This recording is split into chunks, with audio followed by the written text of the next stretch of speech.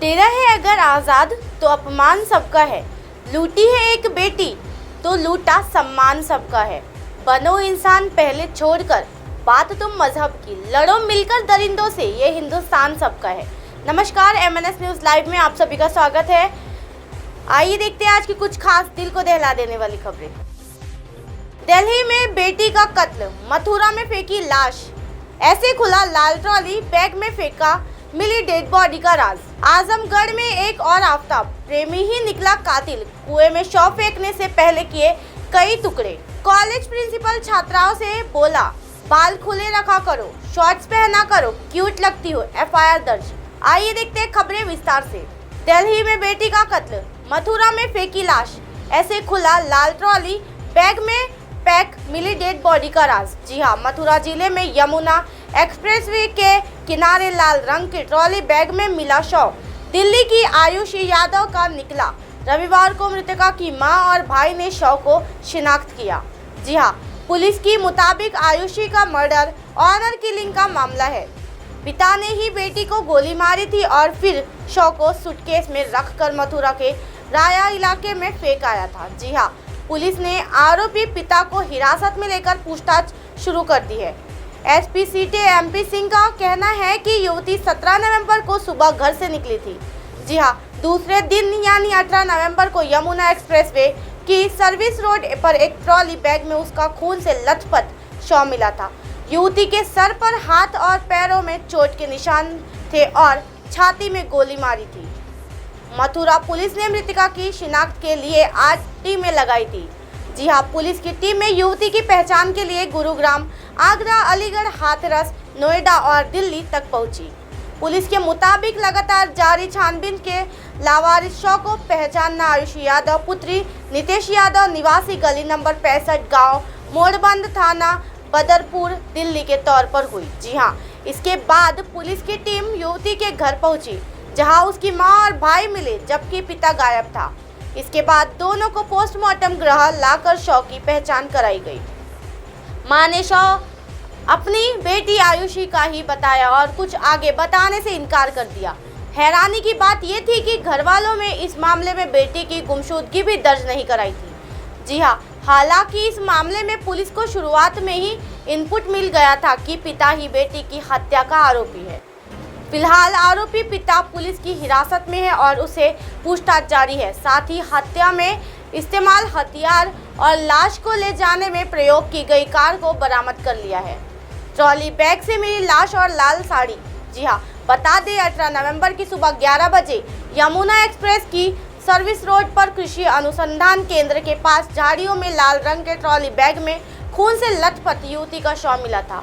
उसकी गोली मारकर हत्या करने के बाद ट्रॉली बैग में पैक करके शव को फेंका गया था। युवती को शिनाख्त के लिए सर्विलांस टीम की में करीब 20,000 मोबाइल फोन ट्रेस किए। इन मोबाइल की लोकेशन भी सर्विलांस की टीम ने खंगाली। जेवर, जाबरा टोल, खंडोली टोल के अलावा हाथरस, अलीगढ़ और मथुरा आने वाले मार्गों पर लगे 210 CCTV फुटेज भी खंगाले। जी हाँ, जिसके बाद पुलिस को मृतका की शिनाख्त कराने में फलसफता मिल सकी। कार्यवाहक SSP MP सिंह ने बताया कि मां और भाई ने पोस्टमार्टम गृह पर पहुंचकर आयुषी के शव की पुष्टि की है। उन्होंने बताया कि ये परिवार मूल रूप से गोरखपुर जिले का रहने वाला है। फिलहाल आयुषी परिवार के साथ दिल्ली के थाना बदरपुर क्षेत्र में रहती थी। युवती की शिनाख्त के लिए पुलिस ने दिल्ली, NCR, अलीगढ़ और हाथरस में जगह जगह मृतका के पोस्टर भी लगवाए थे। इसके अलावा अलीगढ़, हाथरस और कानपुर से भी लापता बेटियों के लिए परिजन थाना राया पहुंचे थे। अलीगढ़ में एक और आफताब, प्रेमी ही निकला कातिल, कुएं में शव फेंकने से पहले किए कई टुकड़े। जी हाँ, 15 नवंबर को आजमगढ़ के दुर्वासा धाम से गहजी मार्ग पर कुएं के अंदर से युवती का शव बरामद हुआ था। हत्या के बाद शव को 6 टुकड़ों में काटा गया था। जी हाँ, श्रद्धा हत्याकांड के बाद एक और दिल दहला देने वाला मामला सामने आया है। ये मामला उत्तर प्रदेश के आजमगढ़ का है। 15 नवंबर को यहाँ एक युवती का शव बरामद किया गया था। जी हाँ, पुलिस ने जब मामले की जांच शुरू की तब कई बड़े खुलासे होने लगे। जांच में पता चला कि इस युवती को उसके ही प्रेमी ने मौत के घाट उतारा था और वो लाश के टुकड़े कार कर कुएं में फेंक दिए। हत्या के मामले में आरोपी प्रिंस यादव को गिरफ्तार कर लिया गया है। पुलिस ने बताया कि प्रिंस अपने पूर्व प्रेमिका आराधना की शादी दूसरे व्यक्ति से होने को लेकर नाराज था, इसलिए उसने उसकी हत्या कर दी। बड़ी बात यह है कि इस साजिश में उसके माता पिता, बहन, भाई, मामा, मामी, मामेरा भाई और उसकी पत्नी भी शामिल थे।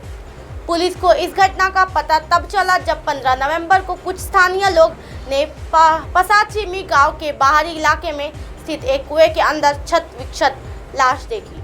जी हां, 9 नवंबर को हुई आराधना की हत्या आजमगढ़ पुलिस अधीक्षक अनुराग आर्य ने बताया था कि आराधना के रूप में पहचानी गई पीड़िता का शव कुएं में पाया गया था, जो कि 2 से 3 दिन पुराने लग रहा था। आरोपी प्रिंस 9 नवंबर को आराधना को बाइक से मंदिर ले गया था। जबकि वे वहां पहुंचे तो उसने सर्वेश की मदद से गन्ने के खेत में उसका गला घोट दिया।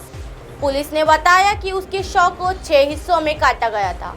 पुलिस फायरिंग में घायल हुआ प्रिंस, जी हां, शव के टुकड़े कर उन्हें एक पॉलिथीन बैग में लपेटकर एक कुएं में फेंका और सिर के हिस्से को कुछ दूर तक तालाब में फेंक दिया था।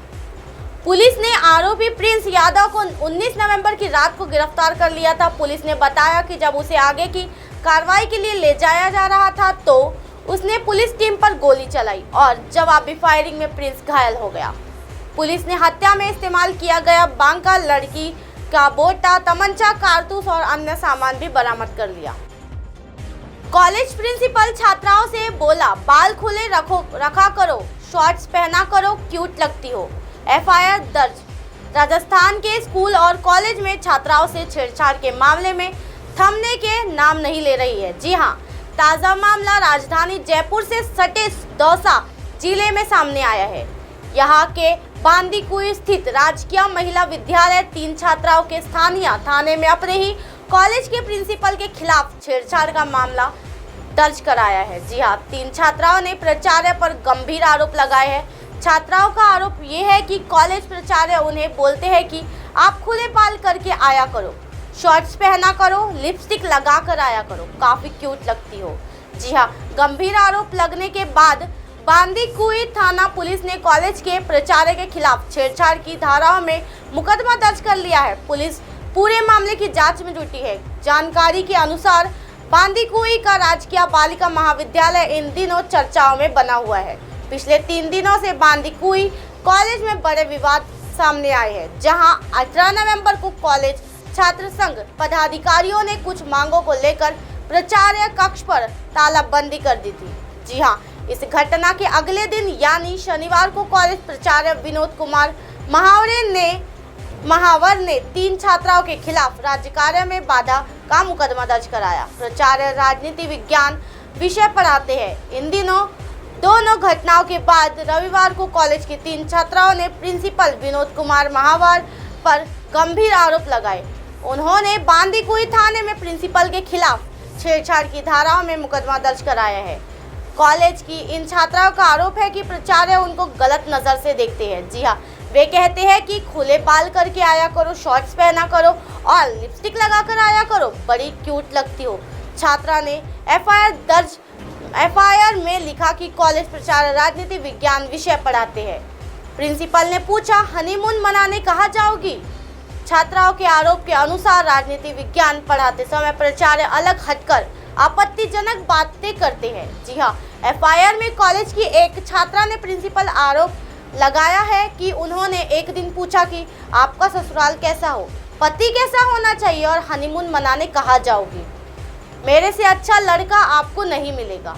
जी हाँ, प्रिंसिपल ने बताया कि जब मेरे लड़की पटाने के दिन थे तब लड़कियां पटाई नहीं, अब जब लड़कियां पटाने की कोशिश कर रहा हूँ तो तुम पटती नहीं हो। प्राचार्य ने छात्रा को चैम्बर में अकेले मिलने के लिए कहा। जी हाँ, एफआईआर में छात्राओं का कहना है कि कॉलेज प्राचार्य की ओर से धमकी दी जाती, यदि उन्होंने विरोध किया तो उनका भविष्य खराब कर दिया जाएगा, उपस्थिति कम दिखाई जाएगी और परीक्षा में बैठने नहीं दिया जाएगा। इसके साथ ही गलत केस में फंसा दूंगा। एफआईआर में एक छात्रा ने प्रिंसिपल आरोप लगाया कि उसने कहा कि तुम मुझे बहुत सुंदर लगती हो। जी हाँ, तुम खुले बाल करके आया करो जिससे तुम मुझे और भी सुंदर लगेगी। छात्रा का आरोप है कि प्राचार्य ने उसे चैम्बर में अकेले मिलने के लिए कहा। वही प्रिंसिपल महावर ने इन आरोपों को सिरे से नकारा है। महावर का कहना है कि राज्य कार्य में बाधा का मुकदमा करवाने के कारण छात्राओं ने अनगढ़ आरोप लगाए हैं। अब आप हमारे चैनल को आपके मोबाइल पर भी देख सकते हैं। मोबाइल ऐप पर देखने के लिए प्ले स्टोर से MNS news TV apps download करें। इंस्टा, लिंक, ट्विटर, हाईकुक, फेसबुक और कई सोशल मीडिया के प्लेटफॉर्म पर हमारा चैनल उपलब्ध है। आप इसे यूट्यूब पर भी देख सकते हो। आप हमारे चैनल को लाइव भी देख सकते हो www.mnsnews.com पर। फिलहाल वक्त हो चला है दर्शकों ब्रेक का। ब्रेक के बाद देखिएगा देश और दुनिया की तमाम दिल को दहला देने वाली खबरें। नमस्कार।